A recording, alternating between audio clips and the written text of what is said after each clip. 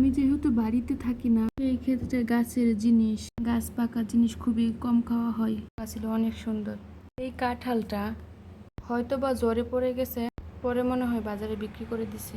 আনছি ঠিকই, কাঁঠালটার অনেক কাটা ছিল, ভালো ছিল না। খাওয়া দাওয়া করে বিছানাটা গুছিয়ে নিলাম। বিছানা যে কতবার গুছানো হয় মাত্র তারাই জানে, যাদের ঘরে বাচ্চা আছে। এখানে আমার ছেলের জন্য খিচুড়ি বসিয়ে দিলাম। এইটা হলো পোলাও পাতা গাছ, খিচুড়িতে দেওয়ার জন্য নিতেছি। বড় গাছটা ছিল, মারা গেছে। ছোট্ট একটা গাছ হয়েছে, হয় তখন গাছ থেকে কেটে নিই পাতা। অনেকটা গাছ থাকলে ভালোই হয়। খিচুড়িতে দিয়ে দিলাম, গ্রান লাগবে। এটা বিরিয়ানিতে দেওয়া হবে, বিরিয়ানি রান্না করা হবে। বিরিয়ানির জন্য সব কেটে ধুয়ে রেখে দিচ্ছি, এখন শুধু রান্না করবে। রান্না কিন্তু আমি করি নাই আজকে, আমার হাজবেন্ড বলছে ও নাকি রান্না করবে। ও অনেক ভালো রান্না করতে পারে।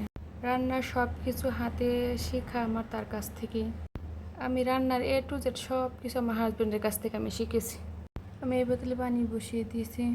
রান্না করলে ভালোই লাগে, মন্দ লাগে না। শুধু বিরিয়ানি রান্না করা হবে খাসির মাংস দিয়ে, আর কিছুই না। আমার বিরিয়ানি হলে আর কিছুই লাগে না। দুজনে বিরিয়ানি অনেক পছন্দ করি। একটু ভাজা হচ্ছে, তারপর পানি দিয়ে দিবে। রান্না করার আগে অনেক প্যারা লাগে, না থাক এখন রান্না করবো না, একটু পরে রান্না করি। বাট আমার কাছে রান্না করে গেলে আর কিছুই মনে হয় না, মনে হয় আমি সব রান্না করে ফেলি। মনটা কার কার সাথে হয় কমেন্টে অবশ্যই বলবেন। আমি নতুন তো, কথা গুছিয়ে ভালো করে বলতে পারি না। কি বলবো আর কি বলবো না বুঝে উঠতে পারি না। ভুল হলে অবশ্যই ক্ষমার দৃষ্টিতে দেখবেন এবং ভাইয়ারা। মানুষ তো হঠাৎ করে শিখে না, সব পারে আস্তে আস্তে। ইনশাল্লাহ আমিও পারবো একদিন ভালোভাবে সব কিছু গুছিয়ে বলতে।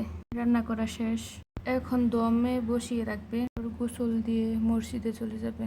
এই তো আমার ছেলেকে তেল দিয়ে দিলাম। কার কার বাবুরা এমন করে বলেন তো?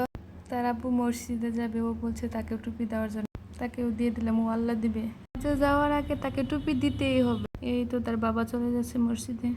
ও বলতেছে বুম নিয়ে খেলা করবে। বুম মানে চেনেন তো, গাড়ি। নামাজ পড়ে চলে আসছে, এখন আমরা খাওয়া দাওয়া করবো। আল্লাহ হাফেজ, ভালো থাকবেন সবাই।